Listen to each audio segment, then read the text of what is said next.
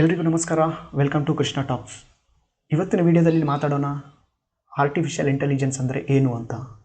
ನೀವೆಲ್ಲ ಕಡೆ ಕೇಳ್ತಾ ಇರ್ತೀರಿ, ChatGPT ಬಂತು, ಅದು ಆರ್ಟಿಫಿಷಿಯಲ್ ಇಂಟೆಲಿಜೆನ್ಸ್ ಅಂತ ಹೇಳ್ತಾರೆ. ಸೆಲ್ಫ್ ಡ್ರೈವಿಂಗ್ ಕಾರ್ಸ್, ಅದು ಆರ್ಟಿಫಿಷಿಯಲ್ ಇಂಟೆಲಿಜೆನ್ಸ್ ಅಂತ ಹೇಳ್ತಾರೆ. ಮತ್ತು ರೋಬೋಟ್ಸ್, ಅವ್ರನ್ನ ಆರ್ಟಿಫಿಷಿಯಲ್ ಇಂಟೆಲಿಜೆನ್ಸ್ ಅಂತ ಹೇಳ್ತಾರೆ. ಇಷ್ಟಕ್ಕೆ ಈ ಆರ್ಟಿಫಿಷಿಯಲ್ ಇಂಟೆಲಿಜೆನ್ಸ್ ಅಂದರೆ ಏನು, ಇದರಿಂದ ನಮಗೆ ಪಾಸಿಟಿವ್ ಏನಿದೆ, ನೆಗೆಟಿವ್ ಏನಿದೆ ಅಂತ ಇವತ್ತಿನ ವಿಡಿಯೋದಲ್ಲಿ ಕ್ಲಿಯರಾಗಿ ಎಲ್ಲವನ್ನು ಡಿಸ್ಕಸ್ ಮಾಡೋಣ. ಇಷ್ಟಕ್ಕೆ ಆರ್ಟಿಫಿಷಿಯಲ್ ಇಂಟೆಲಿಜೆನ್ಸ್ ಅಂದರೆ ಏನು? ಜಸ್ಟ್ ಸಿಂಪಲ್ ಆಗಿ ಹೇಳ್ಬೇಕಂದ್ರೆ, ಆರ್ಟಿಫಿಷಿಯಲ್ ಇಂಟೆಲಿಜೆನ್ಸ್ ಅಂದರೆ ಒಂದು ಮೆಷಿನ್ ಅಥವಾ ಕಂಪ್ಯೂಟರ್ ಸಿಸ್ಟಮ್. ಅದು ತಾನಾಗೇ ಯೋಚಿಸುತ್ತೆ, ತಾನಾಗೇ ಓದುತ್ತೆ ಆ್ಯಂಡ್ ತಾನಾಗೇ ಡಿಸಿಷನ್ಸ್ ತಗೊಳ್ಳುತ್ತೆ. ಯಾವ ಥರ ಒಂದು ಮನುಷ್ಯ ಯಾವುದೇ ವಸ್ತುವನ್ನು ನೋಡಿ ಅದನ್ನು ತಿಳ್ಕೊಂಡು ಆತ ಸ್ವಂತವಾಗಿ ಡಿಸಿಷನ್ ಯಾವ ಥರ ತೊಗೊತಾನೆ, ಅದೇ ಥರ ಇದು ಕೆಲಸ ಮಾಡುತ್ತೆ. ಉದಾಹರಣೆಗೆ ChatGPT ಏನು ಮಾಡುತ್ತೆ? ChatGPTಯಲ್ಲಿ ಒಂದು ಫೀಚರ್ ಇರುತ್ತೆ, ಅದರಲ್ಲಿ ನೀವು ಇಮೇಜ್ನ ಆ್ಯಡ್ ಮಾಡ್ಬೋದು.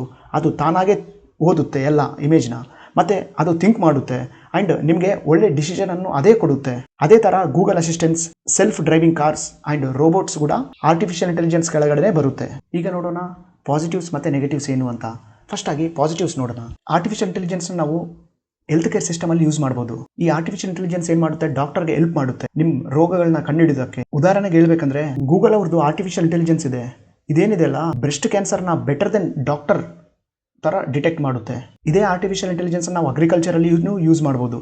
ಎಕ್ಸಾಂಪಲ್, ಡ್ರೋನ್ಸ್ ಒಳಗಡೆ ಔಷಧಿ ಕೊಡೋಕೆ ಆಗಿರ್ಬೋದು, ಮಸಾಲ ಹಾಕೋದಕ್ಕೆ ಆಗಿರ್ಬೋದು. ಮತ್ತೆ ಆರ್ಟಿಫಿಷಿಯಲ್ ಇಂಟೆಲಿಜೆನ್ಸ್ ಟೂಲ್ಸ್ ಇದೇನು ಮಾಡುತ್ತೆ ಅಂದರೆ, ಮಾಯಿಶ್ಚರ್ ಎಷ್ಟಿದೆ ಅಂತ ಕಂಡುಹಿಡಿಯುತ್ತೆ.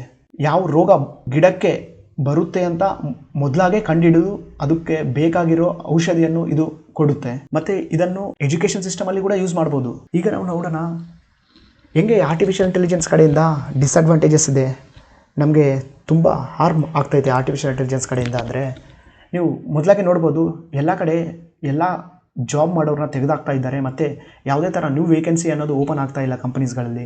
ಯಾಕಂದರೆ ಎಲ್ಲ ಕಡೆಯಲ್ಲಿ ಆರ್ಟಿಫಿಷಿಯಲ್ ಇಂಟೆಲಿಜೆನ್ಸ್ ಅನ್ನೋದು ಆಲ್ರೆಡಿ ಇಂಪ್ಲಿಮೆಂಟ್ ಮಾಡಿದ್ದಾರೆ. ಅಲ್ಲಿ ಜನಗಳು ಬೇಕಿಲ್ಲ ಕೆಲಸ ಮಾಡೋದಕ್ಕೆ. ಆರ್ಟಿಫಿಷಿಯಲ್ ಇಂಟೆಲಿಜೆನ್ಸ್ ಎಷ್ಟು ಕೆಲಸ ಮಾಡುತ್ತೆ ಅಂದರೆ, ಒಂದು 100 ಜನ ಮಾಡೋ ಕೆಲಸ ಒಂದು ಆರ್ಟಿಫಿಷಿಯಲ್ ಇಂಟೆಲಿಜೆನ್ಸ್ ಮಾಡುತ್ತೆ. ನೀವು ಬ್ಯಾಂಕಲ್ಲಿ ನೋಡಿರ್ಬೋದು, ಕಾಲ್ ಸೆಂಟರಲ್ಲಿ ನೋಡಿರ್ಬೋದು, ಎಷ್ಟೋ ಫ್ಯಾಕ್ಟ್ರೀಸ್ಗಳಲ್ಲಿ ನೋಡಿರ್ಬೋದು, ಎಷ್ಟೋ ಜನ ಈಗಾಗಲೇ ತೆಗೆದಾಕ್ತಾ ಇದ್ದಾರೆ. ಒಂದು ಬೆಸ್ಟ್ ಉದಾಹರಣೆ, ATM ಮೆಷಿನ್ಸ್ ಬಂದು ಎಷ್ಟೋ ಜನ ಮನುಷ್ಯರು ಕ್ಯಾಶರ್ಸ್ ಇರ್ತಾರಲ್ಲ, ಅವ್ರನ್ನೆಲ್ಲ ರೀಪ್ಲೇಸ್ ಮಾಡಿತ್ತು ಅದು. ಮತ್ತೆ ಇದೇ ಆರ್ಟಿಫಿಷಿಯಲ್ ಇಂಟೆಲಿಜೆನ್ಸ್ ಇಂದ fake news and deep fake ವಿಡಿಯೋಸ್ನ ಕ್ರಿಯೇಟ್ ಮಾಡ್ಬೋದು. ಈ ವಿಡಿಯೋಸ್ ಏನು ಮಾಡುತ್ತೆ ಅಂದರೆ, ಜನಗಳನ್ನ ಕನ್ಫ್ಯೂಸ್ ಮಾಡಿಬಿಡುತ್ತೆ. ಎಕ್ಸಾಂಪಲ್, ನೀವು ರೀಸೆಂಟಾಗಿ ರಶ್ಮಿಕಾ ಮಂದನ್ ಅವರು ವಿಡಿಯೋ ನೋಡಿದ್ರಿ, ಅವರು ಲಿಫ್ಟಲ್ಲಿ ಹೇಗೆ ಆಡ್ದಿದ್ರು ಅಂತ. ಮತ್ತೆ ಇದೇ ಪೊಲಿಟಿಕ್ಸಲ್ಲಿ 2024 ಪೊಲಿಟಿಕ್ಸಲ್ಲಿ ನೋಡಿದ್ರಿ, ಹೆಂಗೆ BJP ಮತ್ತು ಕಾಂಗ್ರೆಸ್ ಅವರು ಇಬ್ಬರು ಸೇರಿ ಡೀಪ್ ಫೇಕ್ ವಿಡಿಯೋಸ್ನ ಎಲೆಕ್ಷನ್ಸ್ಗೋಸ್ಕರ ಯೂಸ್ ಮಾಡಿಕೊಂಡ್ರು ಅಂತ. ಮತ್ತು ಈ ಆರ್ಟಿಫಿಷಿಯಲ್ ಇಂಟೆಲಿಜೆನ್ಸಿಂದ ನಮ್ಮ ಪ್ರೈವಸಿಗೆ ತುಂಬ ಡೇಂಜರ್. ಯಾಕಂದರೆ ಇದು ನಮ್ಮ ಫೇಸ್ನ, ನಮ್ಮ ವಾಯ್ಸ್ನ, ನಮ್ಮ ಆ್ಯಕ್ಟಿವಿಟೀಸ್ನ ಎಲ್ಲಾದ್ರೂ ಕ್ಲೀನಾಗಿ ಅಬ್ಸರ್ವ್ ಮಾಡ್ತಾ ಇರುತ್ತೆ. ನಮ್ಮ ಪರ್ಸ್ನಲ್ ಡೇಟಾಸ್ನ ನಮ್ಮ ಪರ್ಮಿಷನ್ ಇಲ್ಲದೆ ತೊಗೊಳ್ತಾ ಇರುತ್ತೆ. ಅದು ತುಂಬ ಡೇಂಜರ್. ಮತ್ತು ಇನ್ನೊಂದು ಏನಾಗುತ್ತೆ ಅಂದರೆ, ನಾವು ಟೂ ಮಚ್ ಡಿಪೆಂಡೆನ್ಸ್ ಆಗಿಬಿಡ್ತೀವಿ. ಅಂದರೆ ನಾವು ಥಿಂಕ್ ಮಾಡೋದನ್ನು ಬಿಟ್ಟುಬಿಡ್ತೀವಿ, ಕೆಲಸ ಮಾಡೋದನ್ನು ಬಿಟ್ಟುಬಿಡ್ತೀವಿ. ಎಲ್ಲ ಆರ್ಟಿಫಿಷಿಯಲ್ ಇಂಟೆಲಿಜೆನ್ಸ್ಗೆ ಹೇಳ್ತೀವಿ ಯಾವ ಥರ ನಾವು ಡಿಸಿಷನ್ ತೊಗೋಬೇಕು, ಎಲ್ಲ ನಾವು ಮರ್ತು ಬಿಡ್ತೀವಿ. ಮತ್ತು ಇದೇ ಆರ್ಟಿಫಿಷಿಯಲ್ ಇಂಟೆಲಿಜೆನ್ಸ್ ಕಡೆಯಿಂದ ನಮ್ಮ ಮಾನವ ಜಾತಿಗೆ ಬಿಗ್ಗೆಸ್ಟ್ ಥ್ರೆಟ್ ಅಂತಲೂ ಹೇಳ್ಬೋದು. ಯಾಕಂದರೆ ಈ ಆರ್ಟಿಫಿಷಿಯಲ್ ಇಂಟೆಲಿಜೆನ್ಸ್ ಅನ್ನೋದು ಎಷ್ಟೆಷ್ಟು ಸ್ಮಾರ್ಟ್ ಆದರೆ ಅಷ್ಟಷ್ಟು ನಮ್ಮ ಮನುಷ್ಯರಿಗೆ ತುಂಬ ಡೇಂಜರ್. ಯಾಕಂದರೆ ನಮ್ಮನ್ನು ಹಿಂದೆ ಹಾಕಿ ಇದು ಮುಂದೆ ಹೋಗ್ಬಿಡುತ್ತೆ ಆರ್ಟಿಫಿಷಿಯಲ್ ಇಂಟೆಲಿಜೆನ್ಸ್ ಅನ್ನೋದು. ಎಕ್ಸಾಂಪಲ್, ಇಲಾನ್ ಮಸ್ಕ್ ಅವರು ಹೇಳಿದರು, ಹೆಂಗೆ ಆರ್ಟಿಫಿಷಿಯಲ್ ಇಂಟೆಲಿಜೆನ್ಸ್ ಅನ್ನೋದು ಒಂದು ಮನುಷ್ಯನ ಹಿಂದೆ ಹಾಕಿ ಹೋಗಿ ಈ ಸೃಷ್ಟಿಯನ್ನೇ ಬದಲು ಮಾಡುತ್ತೆ ಅಂತ. ಕೊನೆಯದಾಗಿ ನಾನು ಹೇಳೋದು ಏನಂದರೆ, ಆರ್ಟಿಫಿಷಿಯಲ್ ಇಂಟೆಲಿಜೆನ್ಸ್ ಅನ್ನೋದು ಒಂದು ಚಾಕು ಇದ್ದಂಗೆ. ಅದನ್ನು ನೀವು ತರಕಾರಿ ಕಟ್ ಮಾಡೋದಕ್ಕೂ ಯೂಸ್ ಮಾಡ್ಬೋದು, ಇನ್ನೊಬ್ಬರು ಕುತ್ತಿಗೆ ಕೊಯ್ಯೋಕ್ಕೂ ಯೂಸ್ ಮಾಡ್ಬೋದು. ಅದನ್ನು ಹೆಂಗೆ ಯೂಸ್ ಮಾಡಬೇಕು ಅನ್ನೋದು ನಿಮಗೆ ಗೊತ್ತು.